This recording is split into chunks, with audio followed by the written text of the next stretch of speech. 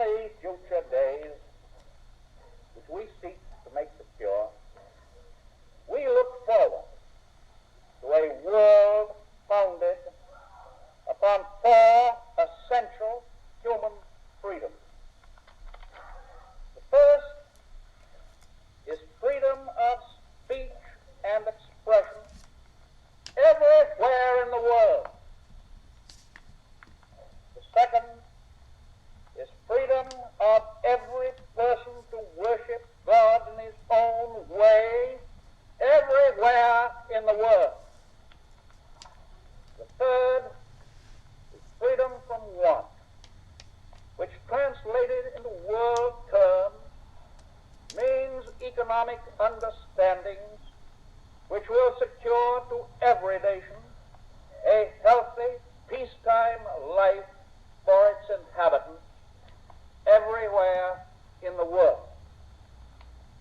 The fourth is freedom from fear, which translated into world terms means a worldwide reduction of armaments to such a point and in such a thorough fashion that no nation will be in a position to commit an act of physical aggression against any neighbor anywhere in the world.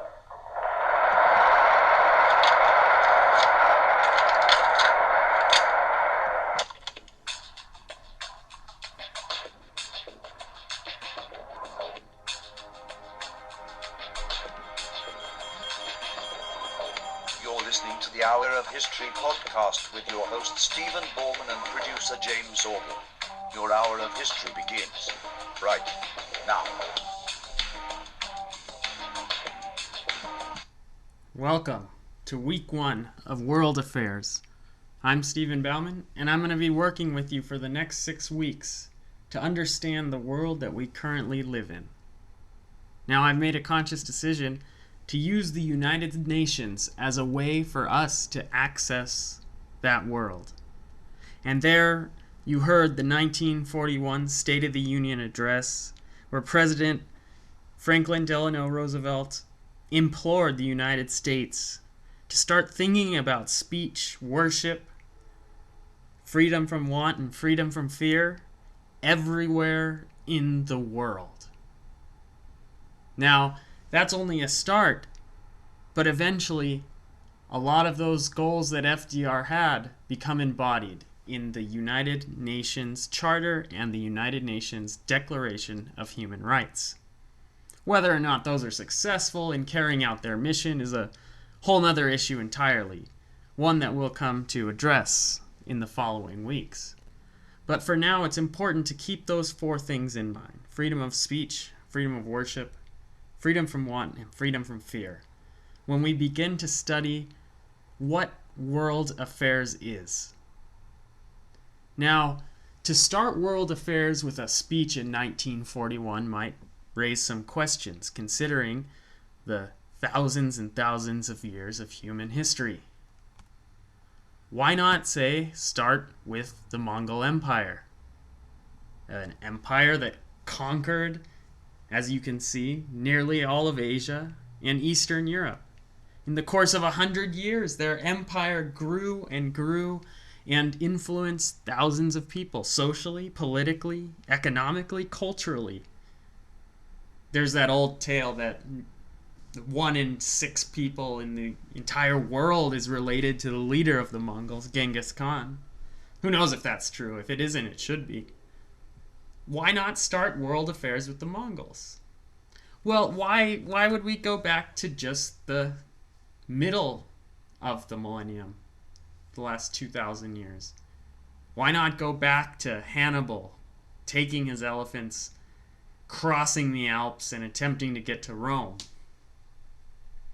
Or why not start economically, as some other historians have done, with inventions like the steam engine? Inventions that change the world. Well, for a couple reasons. This isn't a world history course. This is a world affairs course. We're talking about history and contemporary issues. Social issues, political issues, cultural issues, economic issues that are not just today nor in the past. And the United Nations is an international organization that brings the past to today through these key issues.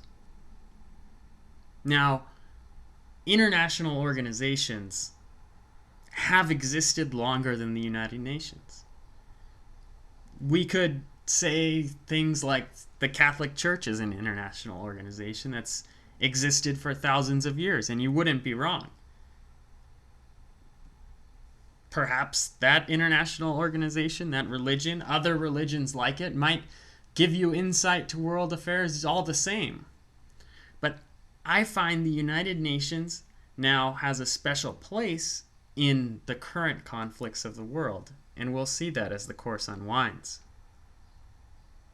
Some of the earlier international organizations that laid the framework for the United Nations were organizations that were built out of the idea of ensuring rights that people have that went beyond boundaries of nation.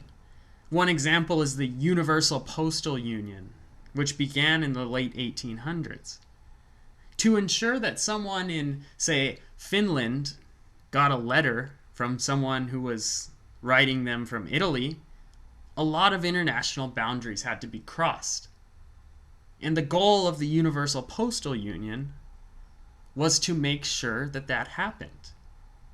That people could communicate even if the states in between did not agree necessarily with each other on, say, political issues. The Universal Postal Union is just one example of something that is now under the jurisdiction of international law, something that the United Nations attempts to regulate. As far as massive international organizations, one of the best places to start, and perhaps the precursor to the United Nations, is the League of Nations. Pictured here is Woodrow Wilson, who's credited with founding the League of Nations after the devastation of World War I. Wilson said, talking about the League of Nations, when he was trying to convince the United States to join, Wilson said, "It is a definite guarantee of peace. It is a definite guarantee by word against aggression. It's a definite guarantee against things which have just come near bringing the whole world's structure of civilization into ruin." Now, Wilson was a pretty gifted speaker, but I don't know if he delivered it just like I did. In fact, he was unable to convince the United States to join, which was something that would haunt the League of Nations years later. But there's Wilson in the early part of the 20th century, echoing some of those same ideas that nearly 30 years later FDR would in his State of the Union. Wilson was thinking that nations that had almost destroyed each other, that had wiped millions of people off the planet, could come together and ensure word against aggression. He wanted to envision this international league. Now, Wilson is, in a lot of ways, a good example for the United Nations. As you can see the growth here, the League of Nations, he's a good example for the League of Nations because there's not a whole, it's a league without a whole lot of participation. Sure, it has Europe, some of Asia. The light blue are the countries that are still colonies of the dark blue. You see Russia joins in the 1930s, but not at the beginning. And then they leave. But the League of Nations was a lot like Wilson in the way he had these ideas for humanity and peace, yet he kept federal offices segregated. So the League of Nations was fraught from the start. It was a Eurocentric model in a Eurocentric world after World War I.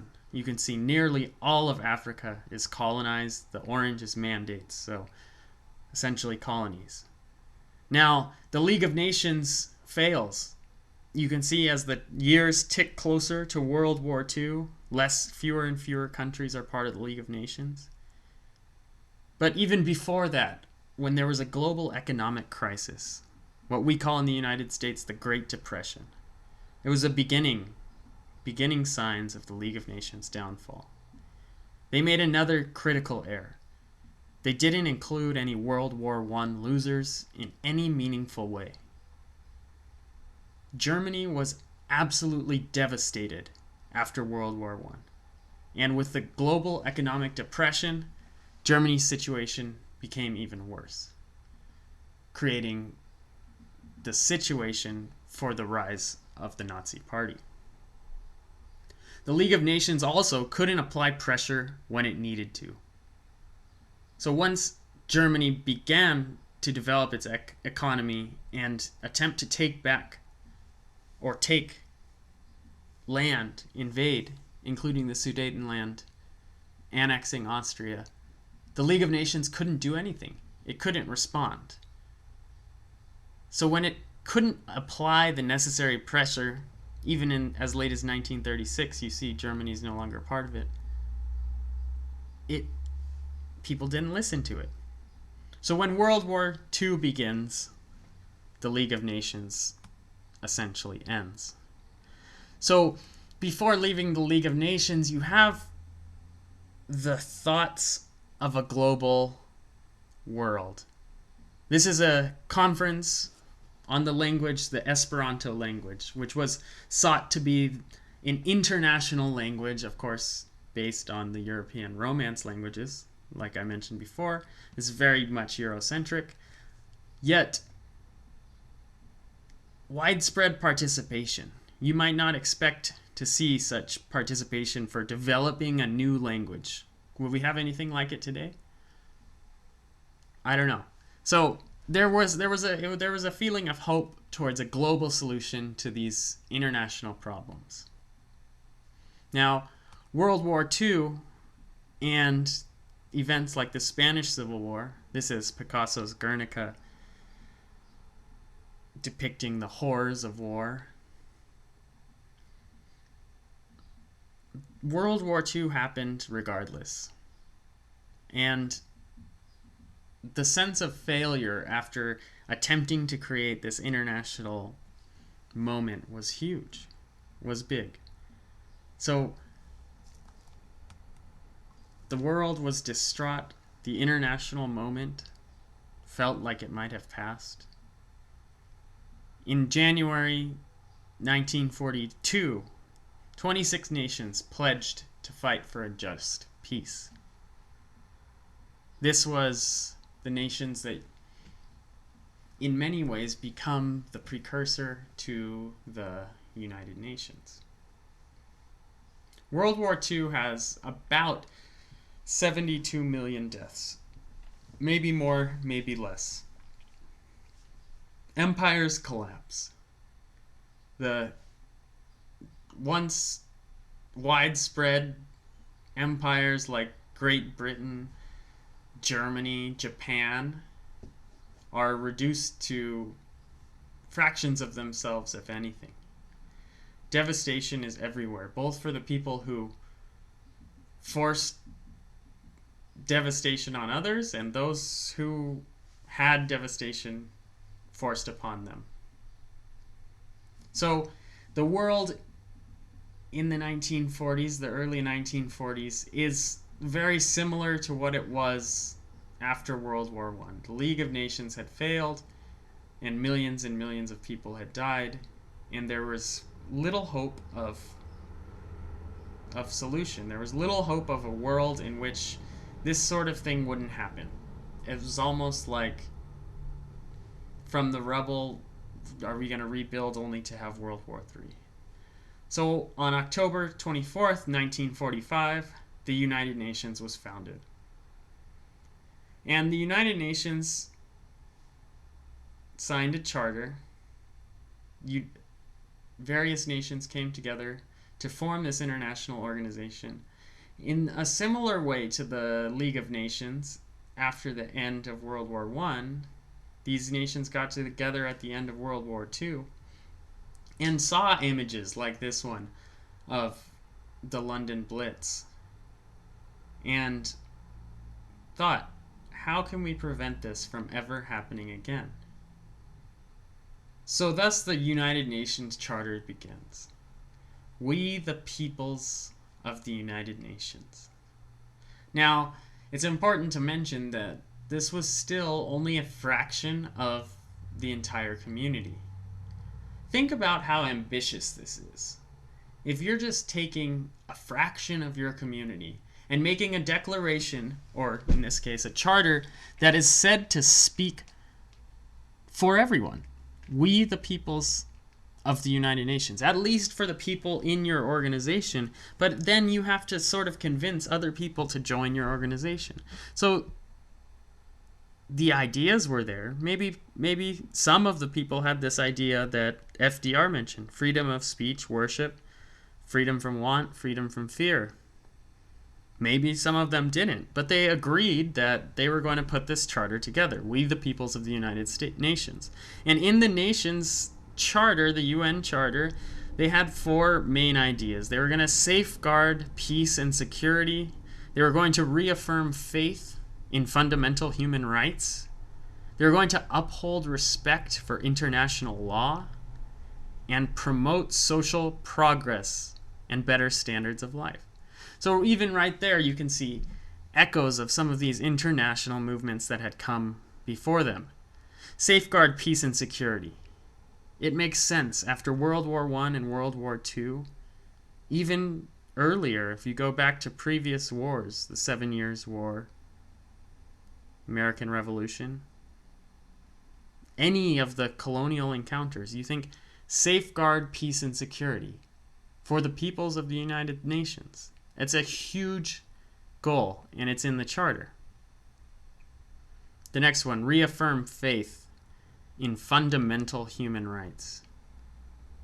Here begins the enormous growth of a sense of human rights.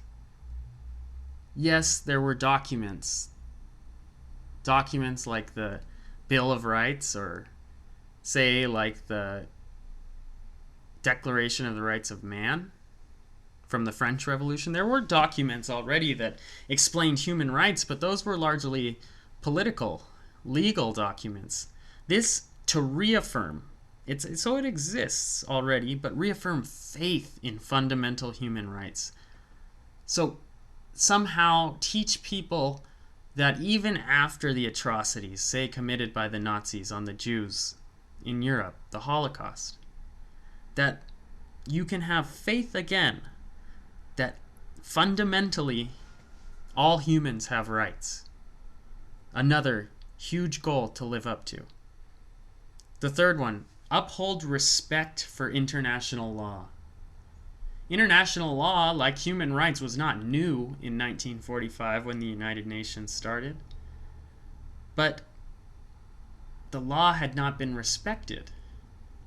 And just like when you're driving on the highway at a legal 65 miles an hour, and someone comes right on your tail, attempting to go 80 or 90, there's not much respect there for law. And the United Nations wants to uphold respect for that kind of law. For international laws, though. For laws that say, I agree, this is your border, and I'm not going to annex your country. Things like that. This is a huge area of failure for the League of Nations. And for the United Nations, it's a troubled area, because international law has to be respected by both sides. So uphold respect for international law. And the last one, to promote social progress and better standards of life. This is both of FDR's last points, the freedom from want and freedom from fear. Social progress and better standards of life, making positive changes throughout the world, which becomes a big mission for not only the UN, but a lot of the non-governmental organizations that work with the United Nations. Now, in order to do these things, the United Nations formed a few different pieces to help them run their organization. The General Assembly was where people would come and represent countries from all over the world, make suggestions, talk about changes that might be made.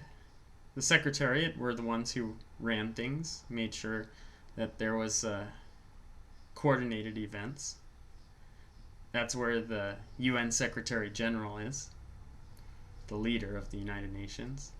International Court of Justice is to uphold that goal of upholding respect for international law. The Security Council is to safeguard peace and security. And the Economic and Social Council is to promote social progress and better the standards of lives. Now there's Dwight Eisenhower addressing the General Assembly, the United Nations. He was one of the representatives there, in that case, of 5 founding members. These are the permanent 5, the members who have veto power. This is a new power that was not around during the League of Nations. France, China, Great Britain, the United States, and the Union of Soviet Socialist Republics, USSR, the Soviet Union.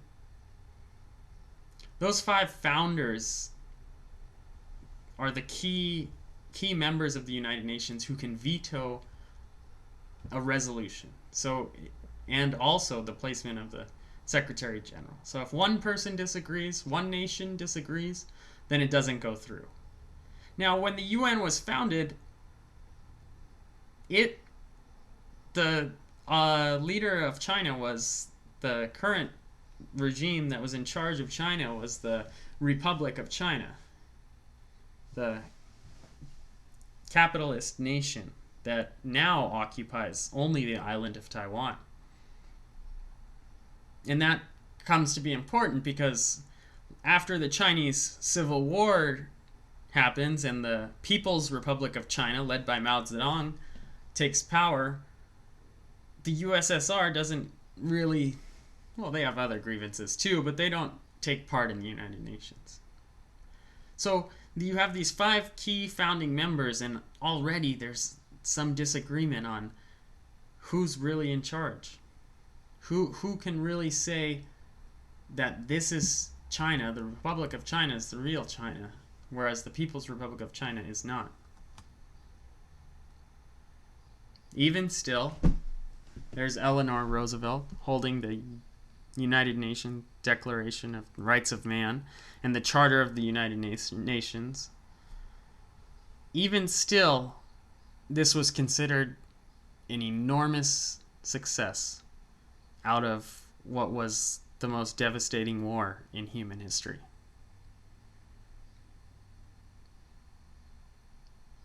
So after that first foundation, after the United Nations had first become an international organization,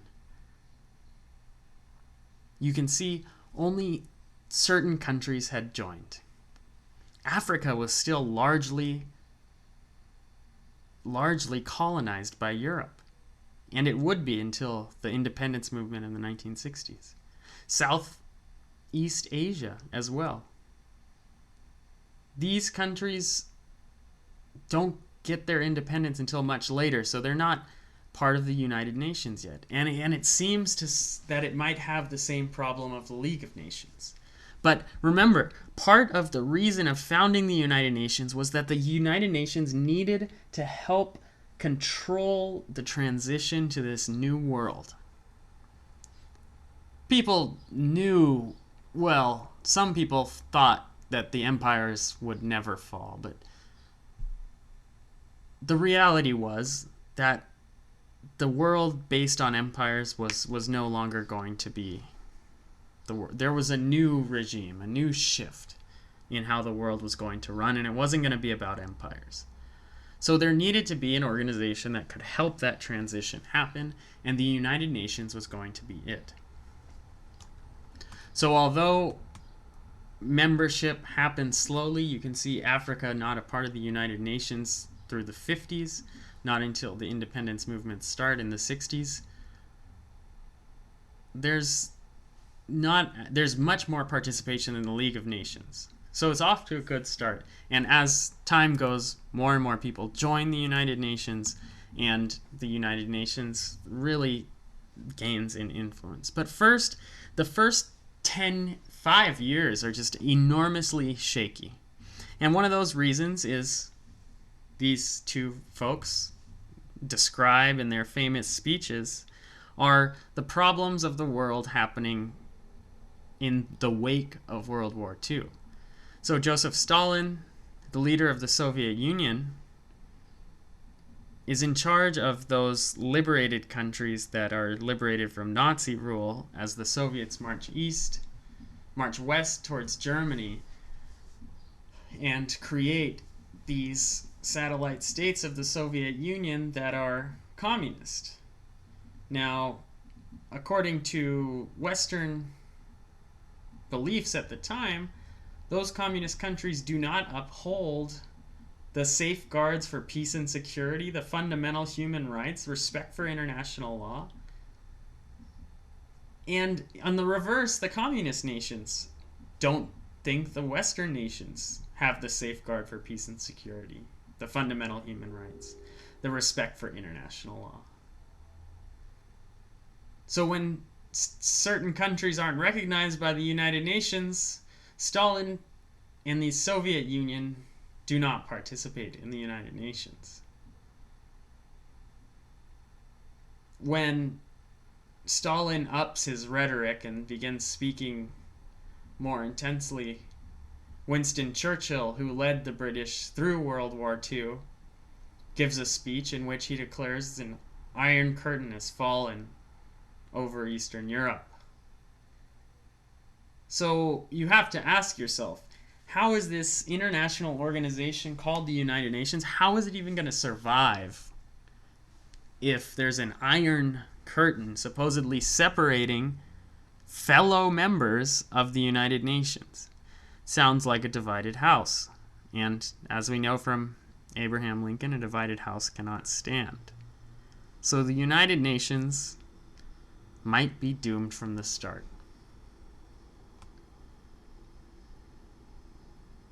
And it is certainly challenged. It's challenged immediately in a couple ways.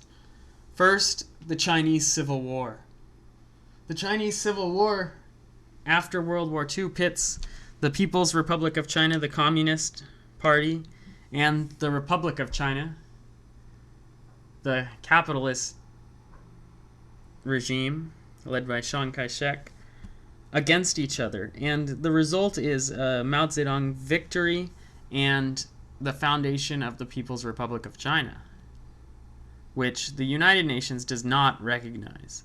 So the United Nations already has a problem, as its permanent member with veto power is from the Republic of China, not the People's Republic of China. So you already have a conflict. Then, to make matters worse, in June 1950, when North Korea and South Korea go to war, two countries that were divided by World War II, the Democratic People's Republic of Korea, North Korea, and the Republic of Korea, South Korea, in issues similar to China, where you have communists versus capitalists fighting each other, happens in Korea.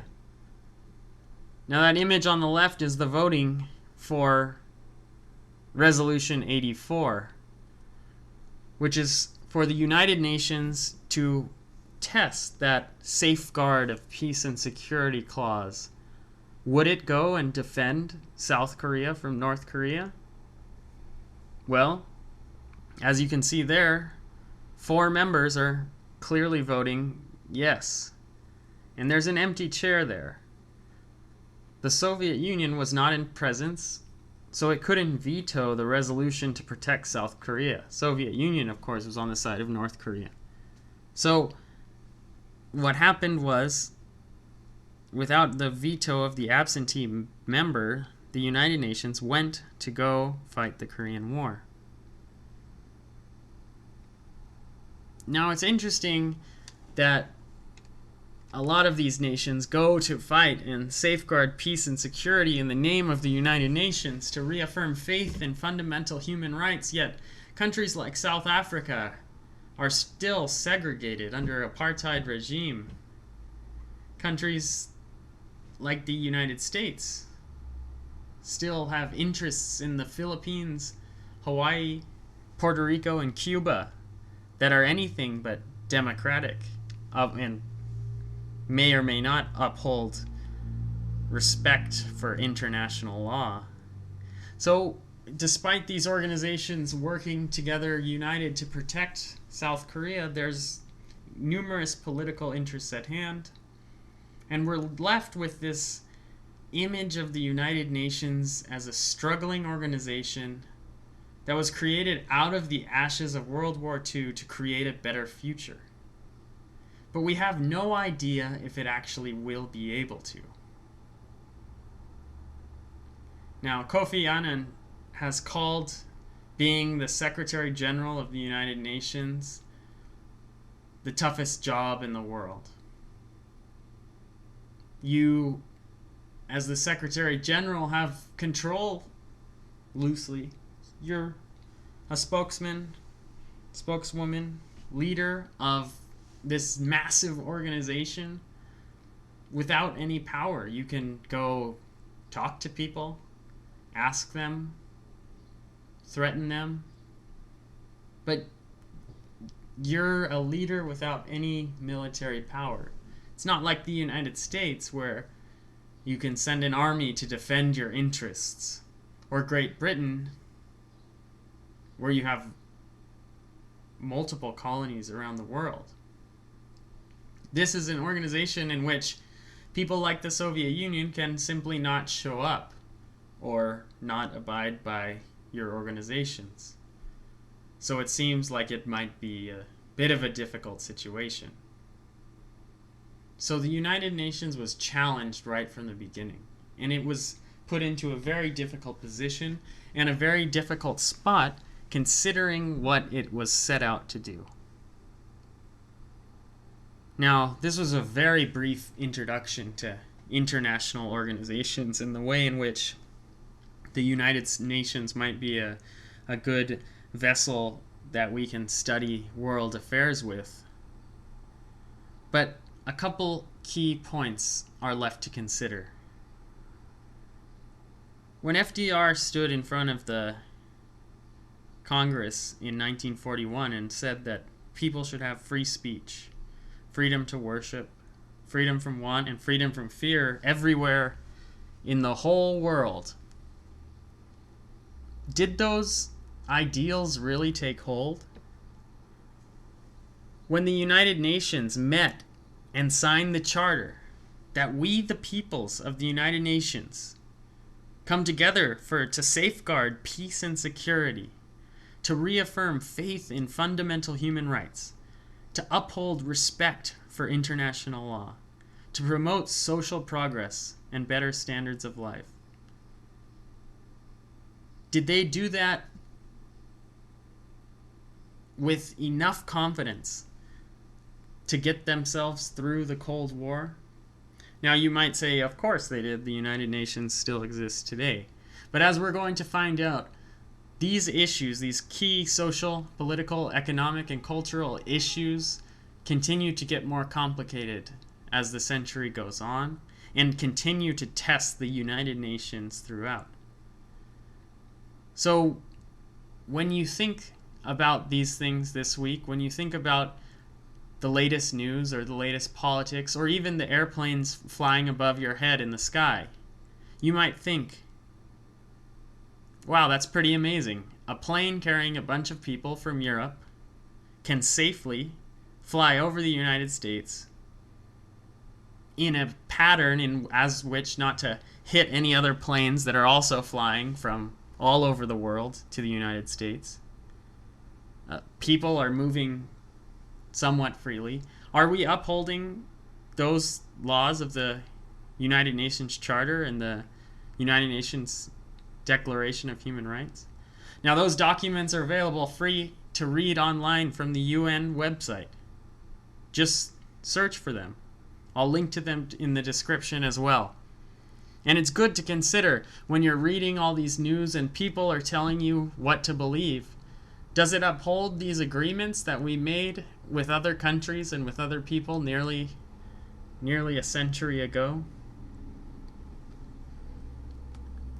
I'll close with a quote from Henry Cabot Lodge Jr. He was the U.S. ambassador to the United Nations from 1953 to 1960.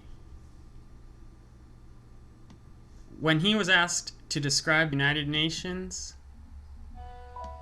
he said, "This organization is created to prevent you from going to hell. It isn't created to take you to heaven." Thanks, everyone. Have a good week. And next week, UN agencies, UN member states, and the Cold War divide. So long.